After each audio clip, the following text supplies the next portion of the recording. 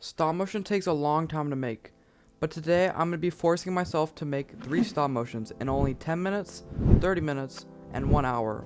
Let's get started making the 10-minute stop motion. With this stop motion, I knew I probably couldn't make much, so I just made a kick animation. I barely finished this one in time and realized that animating under a time constraint was much more stressful than animating normally. This video isn't much, but here it is. For the 30-minute stop motion, I had a lot more extra time and I was able to make something much more creative. This time gave me the ability to use things like camera movement. I don't have a lot of experience animating camera movements, so this gave me a lot more practice. I wanted as well to add some motion blur by shaking the battering around in the air. It isn't that noticeable, but I think it adds a nice effect. Overall, I'm very proud of this animation. I really like how I animated the camera and I think it turned out nicely. With all that said, here's the video. With an hour to make the last video, I wanted to add a lot more. I messed around with Spider-Man's leg to create a superhero landing and used a lot more camera pans.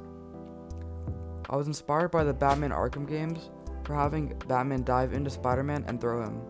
If I were to go back and redo this hour, I would add more action and less things like camera panning and build up.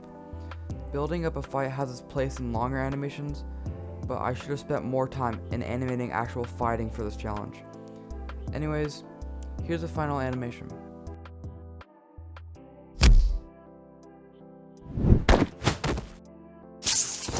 Personally, the 30-minute stop motion was my favorite.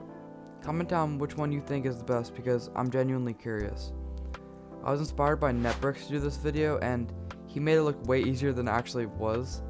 For me, it was really hard to animate under a time limit because usually I'm more focused on the animation rather than how much time I have left. I think this is a great way to practice though, because it allows you to try different techniques you haven't tried before without being afraid to mess up for a big video. If you guys have any other stop motion challenges you want me to try, feel free to comment it. Click on this video next to learn how to get better stop motions.